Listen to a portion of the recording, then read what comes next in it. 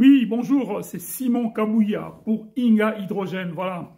Hier, sur YouTube, j'étais en train de faire une émission intitulée « Les Africains ont besoin de Inga ». C'était pour expliquer pourquoi actuellement, en Afrique, surtout en Afrique australe, c'est-à-dire depuis la République démocratique du Congo jusqu'en Afrique du Sud, tous ces pays-là ont besoin de Inga. En fait, il y a deux sites qui peuvent produire de l'électricité, de l'hydroélectricité à bon marché et puis de l'hydroélectricité, donc un courant, une énergie verte.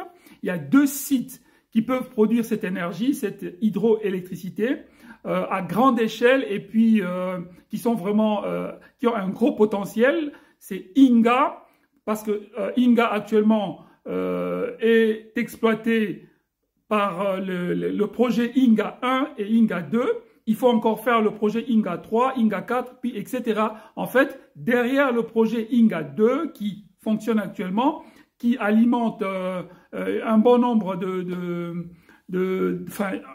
une grande partie du territoire congolais, derrière ce projet, il y a le projet du Grand Inga. Et le Grand Inga est vraiment très important. La quantité de mégawatts qui peut être produit avec le Grand Inga est juste phénoménal par rapport à ce qui est produit actuellement avec Inga 2. Donc voilà, Inga est l'un des sites, l'un des projets de production hydroélectrique qui est vraiment très important du point de vue du potentiel de ce qu'on peut produire.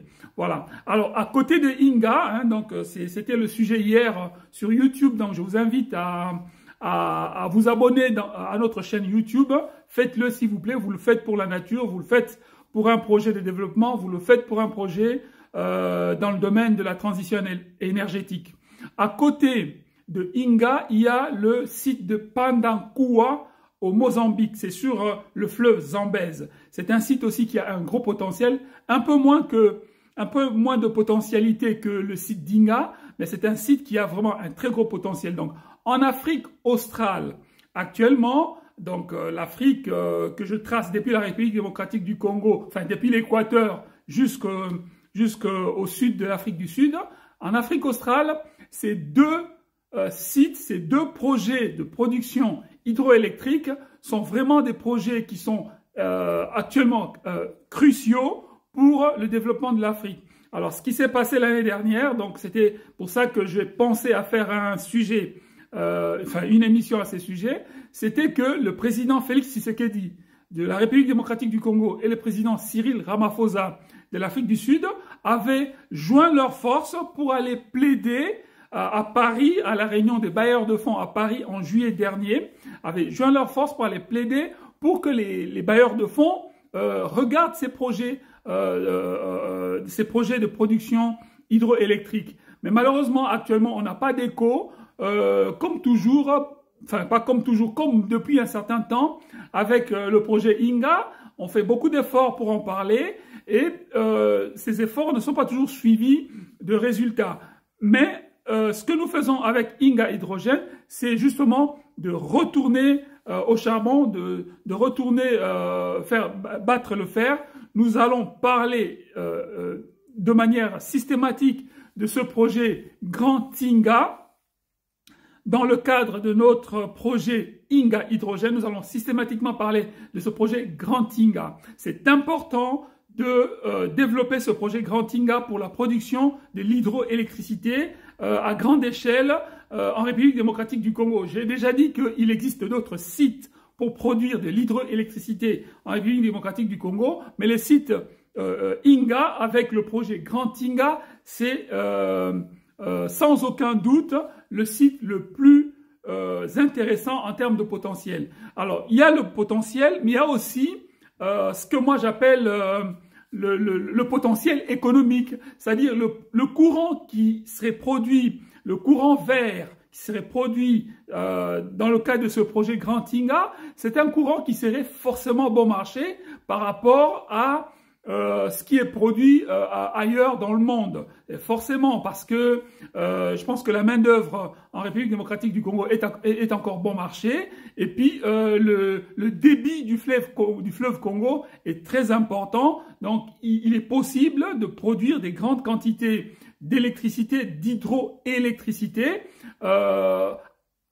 sans faire beaucoup trop d'efforts. Il faut des quantités d'investissement importants, mais le courant peut quand même être bon marché parce que ces investissements peuvent être amortis sur des très très nombreuses années. Donc le courant peut être produit à un très bon prix. Et c'est important cet élément prix, cet élément économique dans la production du courant électrique parce que un courant électrique produit bon marché va permettre de développer en aval de la production de ce courant, va permettre de développer des projets qui sont utilisateurs justement de ce courant électrique. Et si ces projets peuvent utiliser ce courant électrique bon marché, ça peut être important pour l'intérêt, pour l'attractivité de ces projets au niveau de la République démocratique du Congo. Je pense par exemple au projet que nous avons en tête, le projet hydrogène, donc le projet Inga Hydrogène. Vous savez qu'une partie c'est de faire de la promotion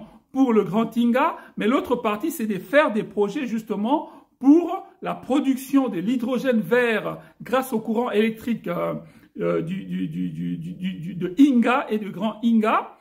Mais il n'y a pas que ça, hein. Donc on peut parler d'autres types de projets, hein. Donc il y a des projets que nous personnellement, nous n'avons pas encore envisagés, mais des projets qui peuvent être intéressants si le courant électrique produit par le site d'Inga, par le projet Inga, si ce courant est bon marché, il pourra attirer d'autres types de projets. Alors moi je pense à un projet dont on a parlé dernièrement en Suisse, hein, parce que c'est une start-up suisse qui est à la base de ce projet.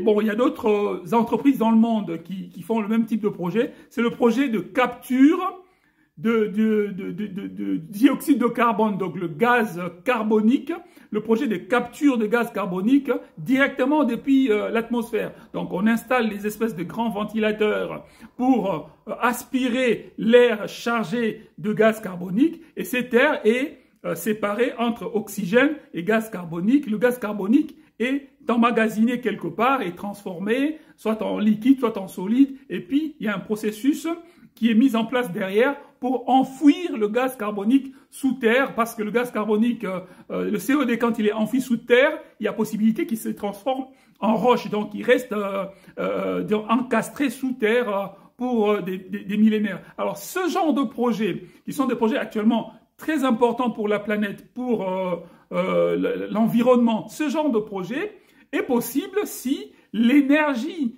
qui est utilisée par ces usines qui capturent par exemple l'air, si l'énergie est bon marché. Et le fait d'avoir un projet Inga, un projet Grand Inga, avec la possibilité de produire de l'énergie bon marché, c'est une possibilité pour la République démocratique du Congo d'attirer des projets à caractère environnemental. Donc c'est important de mettre en avant le fait que l'énergie hydroélectrique qui serait produite, qui est produit et qui serait encore produit par le projet Grand Inga, c'est une énergie qui a la possibilité d'être très bon marché parce que produite en République démocratique du Congo dans des conditions très très favorables. Évidemment, il faut faire de gros investissements, mais ces investissements peuvent être amortis sur des années, un grand nombre d'années, hein. Donc il n'y a pas besoin que ces projets, que le courant électrique vendu derrière, après ces investissements, soit très cher. Donc c'est important. Donc l'Afrique a besoin de Inga comme il a besoin de Pandakua au Mozambique. L'Afrique a besoin de Inga, d'autant plus que Inga a la possibilité de fournir une énergie hydroélectrique très bon marché et cette énergie hydroélectrique peut être un argument pour attirer les investisseurs, notamment pour des projets environnementaux, des projets d'élimination du gaz carbonique dans l'atmosphère, pour des projets de production de l'hydrogène vert qui est une alternative aussi pour éliminer le gaz carbonique dans l'atmosphère. Voilà, donc voilà ce que je voulais dire hier par rapport à la nécessité d'avoir Inga en Afrique, en République démocratique du Congo. Merci beaucoup. Qu'est-ce que j'allais dire? Abonnez-vous à notre chaîne YouTube Inga Hydrogène. Merci et à bientôt.